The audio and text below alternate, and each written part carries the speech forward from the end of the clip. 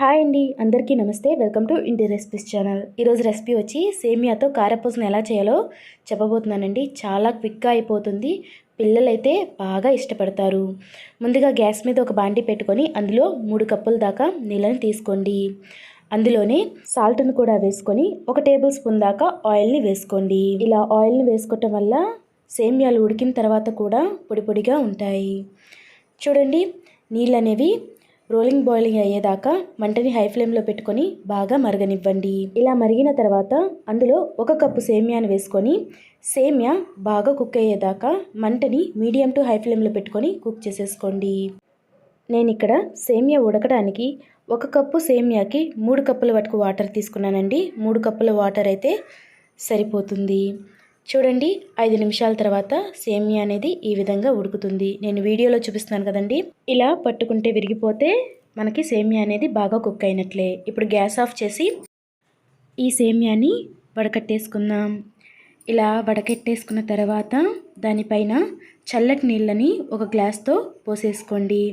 ఇలా చల్లటి నీళ్ళని పోయటం వల్ల సేమియా అనేది ఇలా విడివిడిగా అవుతుంది. ఇప్పుడు ఒక ప్లేట్ తీసుకొని అందులో 2 టేబుల్ స్పూన్ దాకా బియ్యం పిండి, అలాగే 2 టేబుల్ స్పూన్ దాకా కార్న్ఫ్లోర్ని వేసేసుకోండి. అలాగే 1/2 టేబుల్ స్పూన్ దాకా మైదాను కూడా వేసుకొని 1 టేబుల్ స్పూన్ కారం, 1 టేబుల్ స్పూన్ జీలకర్ర పొడిని కూడా వేసుకొని ఒకసారి ఈ మిశ్రమం మొత్తం మిక్స్ చేసేసుకోండి. ఇలా మిక్స్ చేసుకున్న తర్వాత అందులోనే టేస్ట్కి సరిపడా సాల్ట్ని కూడా వేసుకొని మళ్ళీ ఒకసారి మిక్స్ చేసేసుకోండి. ఇలా మిక్స్ చేసుకున్న తర్వాత మనం ముందుగా వడకట్టుకున్నటువంటి ఆ సేమియాని కూడా వేసుకొని ఈ పిండి సేమియాలకు పట్టేలాగా బాగా మిక్స్ చేసేసుకోండి. ప్రెస్ చేస్తూ మిక్స్ చేసుకోకూడదండి, అది గుర్తుంచుకోండి. చాలా తేలికగా మిక్స్ చేసుకోవాలి. ఒకవేళ మీరు వేసిన పిండి సరిపోనట్లయితే కొద్దిగా బియ్యం పిండి కలుపుకొని ఈ విధంగా మిక్స్ చేసేసుకోండి. నేను వీడియోలో చూపిస్తున్నాను కదా, అలా మిక్స్ చేసుకుంటే సరిపోతుంది. సేమియా అనేది పొడి పొడిగా ఉండాలండి, అది గుర్తుంచుకోండి. ఇప్పుడు గ్యాస్ మీద ఒక బాండి పెట్టుకొని డీప్ ఫ్రైకి సరిపడా నూనెని వేసేసుకుందాం. ఈ నూనె బాగా వేడెక్కిన తర్వాత మనం ప్రిపేర్ చేసుకున్నటువంటి సేమియాని నేను వీడియోలో చూపిస్తున్నట్టుగా వేసేసుకొని మంటని మీడియం ఫ్లేమ్లో పెట్టుకొని ఫ్రై చేసేసుకోండి. ఇవి ఫ్రై అవ్వటానికి అంత టైం పట్టదండి, 2 నిమిషాల్లోనే ఇవి ఫ్రై అయిపోతాయి. చూడండి, ఇవి లైట్ గోల్డెన్ కలర్ రాగానే వీటిని తీసి ఒక ప్లేట్లోకి పెట్టేసుకోండి. మీరు సేమియాలు వేసేటప్పుడు నూనె అనేది బాగా వేడిగా ఉండాలండి. అలానే వేసిన తర్వాత మంటని మీడియం ఫ్లేమ్లో పెట్టుకొని గోల్డెన్ కలర్ వచ్చేదాకా ఫ్రై చేస్తే సరిపోతుంది.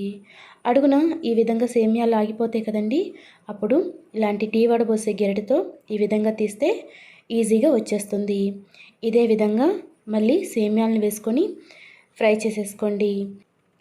చూడండి, ఇలా గోల్డెన్ కలర్ వస్తే సరిపోతుంది. ఇప్పుడు అదే నూనెలో ఇలా గరిటె పెట్టుకొని 2 టేబుల్ స్పూన్ దాకా పల్లీలు, అలాగే అందులోనే 3 దంచినటువంటి వెల్లుల్లి, 1 రెమ్మ కరివేపాకును కూడా వేసేసుకొని మంటని లో ఫ్లేమ్లో పెట్టుకుంటూ ఫ్రై చేసేసుకోండి. ఇలా ఫ్రై అయిపోయిన తర్వాత మనం ముందుగా ప్రిపేర్ చేసుకున్నటువంటి ఆ సేమియాల్లో వేసుకొని అందులోనే ఒకవేళ మీకు కారం చాలనట్లయితే కొద్దిగా కారం, అలాగే కొద్దిగా ఉప్పు, కొద్దిగా జీలకర్ర పొడిని కూడా వేసుకోవచ్చు.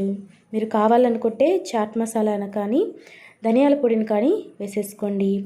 ఇప్పుడు వీటన్నిటిని మిక్స్ చేస్తే సరిపోతుంది. అంతేనండి, ఎంతో టేస్టీగా ఉండే సేమియా కారపూస రెడీ అయిపోయింది.